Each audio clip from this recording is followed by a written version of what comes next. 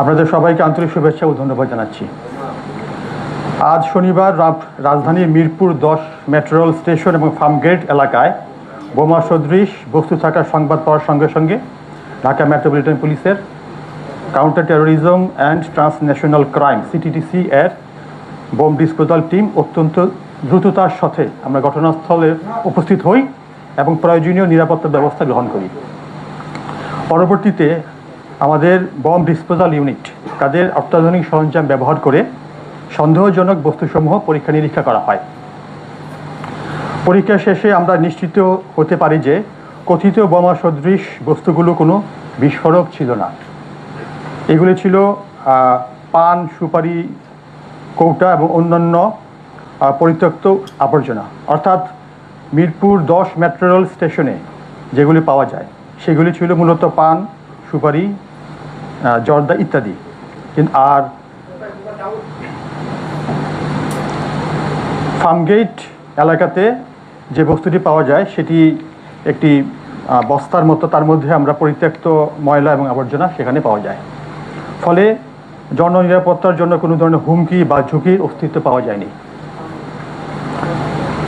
উল্লেখ্য যে আমরা সবাই জানি ইতিপূর্বে মতিঝিল মেট্রো রেল এলাকায় বিস্ফোরক সদৃশ বস্তু উদ্ধারের ঘটনাতে আমরা সিটিটিসি বম ডিসপোজাল টিম অত্যন্ত পেশাদারিত্ব, দক্ষতা এবং সতর্কতার সাথে পরিস্থিতি মোকাবেলা করে জননিরাপত্তা নিশ্চিত করেছে।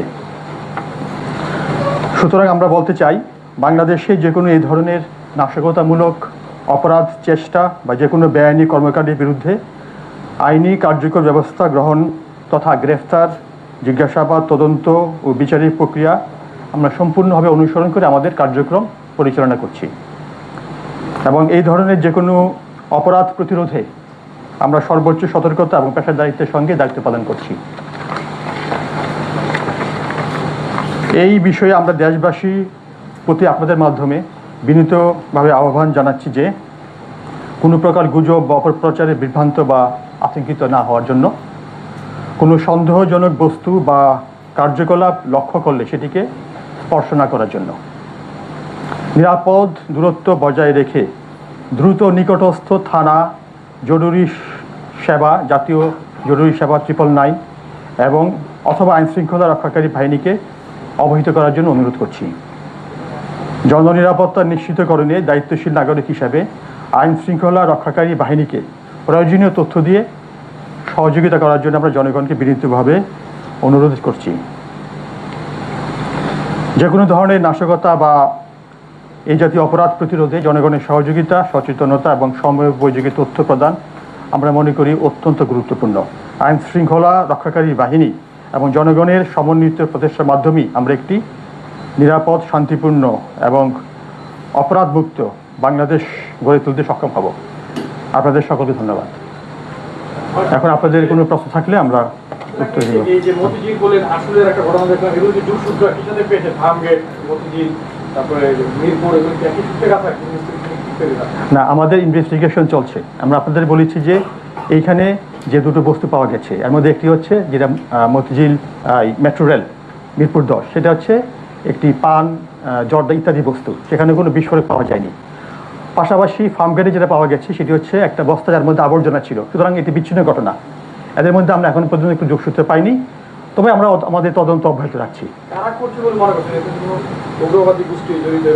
এই বিষয়ে সুনির্দিষ্ট হিসাবে কোনো বক্তব্য দেওয়ার সুযোগ নেই। আমরা তদন্ত করছি, তদন্তের শেষ না হওয়া পর্যন্ত এ বিষয়ে আপনি কোনো মন্তব্য দিতে পারবেন না। মতিঝিলের ঘটনা নিয়ে আমাদের মতিঝিল বিভাগ কাজ করছে, পাশাপাশি আমরা এবং ডিবি সবাই কাজ করছি এবং যখনই কোনো আপডেট পাওয়া যাবে সঙ্গে সঙ্গে আমরা আপনাদেরকে অবহিত করব। সঠিক, আসলে এটা আমাদের বম ডিসপোজাল টিম, আমরা সেখানে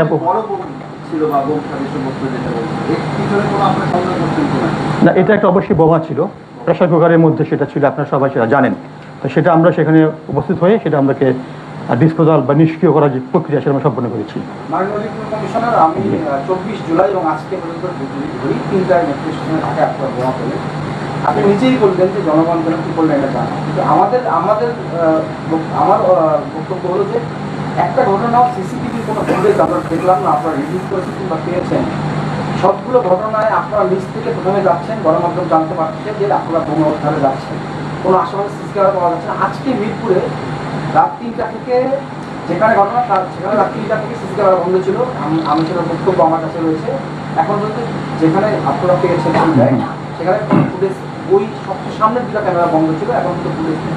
তো সিসি ক্যামেরা ফুটেজ না পাওয়া, ক্যামেরা বন্ধ থাকা এবং আপনারা মানুষকে কষ্ট আতঙ্কিত না, আপনাদের কর্মকাণ্ড তো পাবলিক আতঙ্কিত হয়ে যাবে। মানে এটা রহস্যটা বুঝতে পারছি না, হঠাৎ করে এই বোম আতঙ্কের কারণ, হঠাৎ করে বোম আতঙ্ক। না না, এখানে আসলে রহস্যের কিছুই নেই। আমরা তো বলেছি যে মতিঝিল 10 মেট্রো রেলে যেটা পাওয়া গেছে সেটা তো বোমা না এবং সেখানে ক্ষতিকর কোনো বস্তু নেই, সুতরাং এখানে আতঙ্কিত হওয়ার কিছু নেই। তো আমরা আপনাদেরকে বলবো যে আপনারা এই বিষয়ে জনগণকে সংবাদ প্রচারের ক্ষেত্রে সেক্ষেত্রে বিষয়গুলিকে নজরে রাখবেন। জি, ফার্মগেটে যেটা পাওয়া গেছে সেটাও কিন্তু বোমা সদৃশ প্রথমে মনে করা হয়েছিল, কিন্তু পরবর্তীতে আমাদের তো আমরা বলেছি সেটা আসলে একটা আবর্জনার ব্যাগ ছিল এই ধরনের, সেটাতে আতঙ্কিত হওয়ার কিছু নেই। আচ্ছা, এই বিষয়গুলি তো তদন্ত হচ্ছে, সিসিটিভি ফুটেজ সহ অন্যান্য বিষয়গুলি নিয়ে তদন্ত হচ্ছে, সেই তদন্তের প্রক্রিয়াতে এগুলি বের হয়ে আসবে।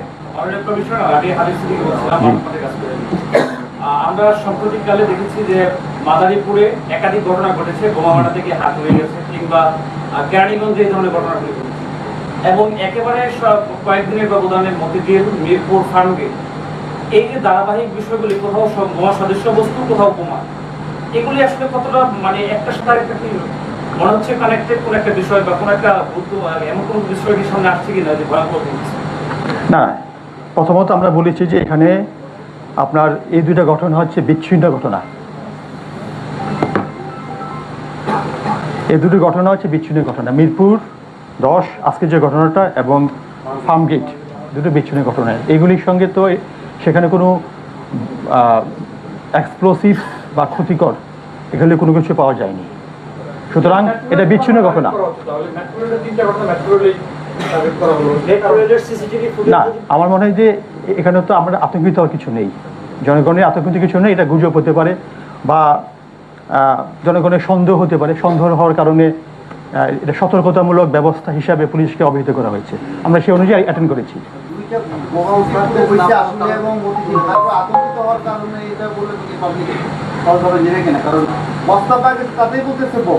বিষয়টা এতদিন তো বস্তা যেটা করুক বোম আতঙ্কটা ছিল না, হঠাৎ করে ঢাকা জুড়ে যে বোম আতঙ্ক, কিছু হলে যে মানুষের ভিতরে একটা আতঙ্ক সৃষ্টি হয়েছে। আর যদি বোমা নাই হয় তাহলে এই যে সারাদিন ধরে মিডিয়ায় যে এই বিষয়টা গেল সেটা মানুষ আরো প্যানিক হচ্ছে না। এই ক্ষেত্রে আপনাদের মানে সিটিটিসি মাঝখানে আমরা দেখলাম অনেকদিন আপনার ছিনতাইকারী ধরলেন, আমাদের কাছে প্রেস রিলিজ আসলো ছিনতাইকারী ধরছে, আজকে ইয়াবাদ হচ্ছে। সিটিটিসি তার নিজের জায়গায় কি সব শক্ত রয়েছে?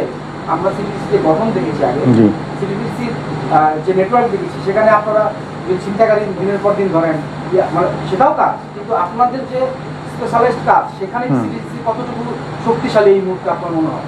না, আমরা তো আমাদের মূল কাজ হচ্ছে সিটিটিসি বা আমাদের যে কাজগুলি তার মধ্যে আমরা আপনার আগেও একটা কনফারেন্সে বলেছিলাম যে সিটি হচ্ছে আমাদের একটা পার্ট, তার পাশাপাশি কিন্তু আমাদের আরও বেশ কয়েকটি ডিভিশন রয়েছে, যেমন সাইবার, তারপরে কাউন্টার টেরোরিজম তো আছে, পাশাপাশি ট্রান্সন্যাশনাল ক্রাইম, সবগুলো বিষয় নিয়ে আমরা কাজ করছি।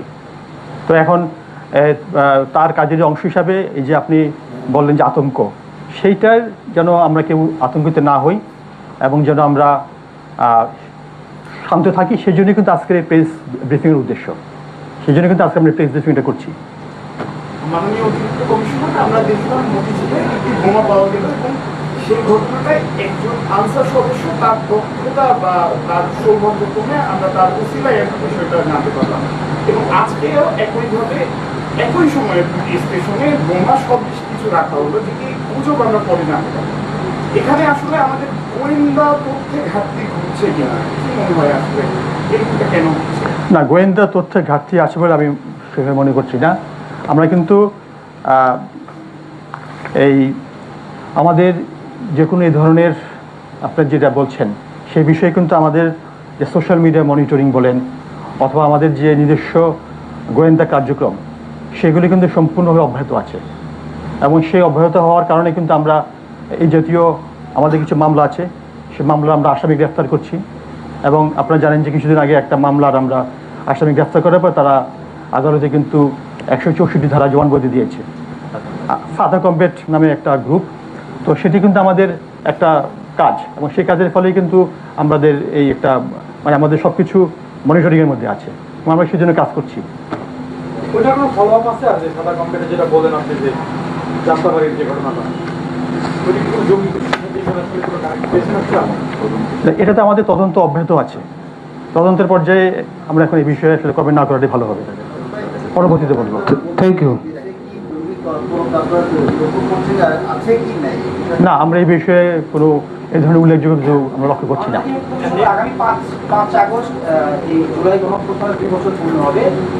দেশের 6টি কারাগার থেকে ওই সময় অনেকগুলো আসামি পালিয়ে গিয়েছিল এবং ওই সময় বেশ কিছু জঙ্গিও তখন সাজাপ্রাপ্ত জঙ্গিও তখন পালিয়ে গিয়েছিল। তো 2 বছরের মাথায় আপনাদের এতদিনে তো আপনাদের অবশ্যই সেই রিপোর্ট থাকার কথা, কতগুলো যারা পালিয়ে তাদের তো কতগুলো জঙ্গি আপনারা করতে পারেন, কিন্তু এই মুহূর্তে ফেরারি অবস্থা সেটা কি আপনারা কিছু করতে পারছেন? অবশ্যই আছে। আমরা তো বললাম যে যারা পালিয়ে গেছে এবং তাদেরকে গ্রেফতারের জন্য আমাদের তো প্রচেষ্টা অব্যাহত আছে।